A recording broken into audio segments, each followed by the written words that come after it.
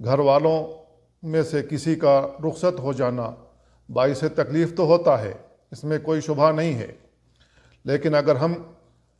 اللہ کی راہ میں شہید ہونے اور اللہ کی راہ میں جان دینے کی فضیلت کو جان لیں تو ہمارے اوپر سے یہ جو تکلیف ہے، یہ جو معاناہ ہے، یہ کم ہو جائے گی۔ ابن عباس رضی اللہ عنہما بیان کرتے ہیں، انہوں نے کہا بین رجل واقف مع رسول اللہ صلی اللہ علیہ وسلم، ایک آدمی رسول اللہ صلی اللہ علیہ وسلم کے ساتھ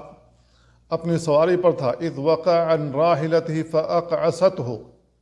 وہ اپنی سواری سے گرا اور سواری نے، اونٹ نے یا اونٹنی نے اس کو کچل دیا۔ فقال رسول اللہ صلی اللہ علیہ وسلم، تو رسول اللہ صلی اللہ علیہ وسلم نے بیان فرمایا، اغسلوہ بماء وسدر وکفنوہ بثوبہ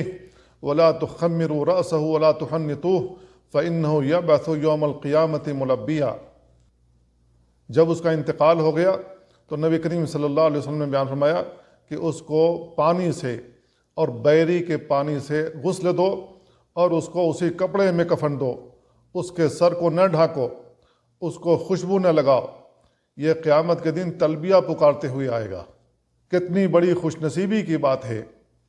کہ راستے میں انتقال ہو گیا حج کرتے ہوئے، اللہ کے نبی صلی اللہ علیہ وسلم نے بیان فرمایا قیامت کے دن جب یہ اٹھایا جائے گا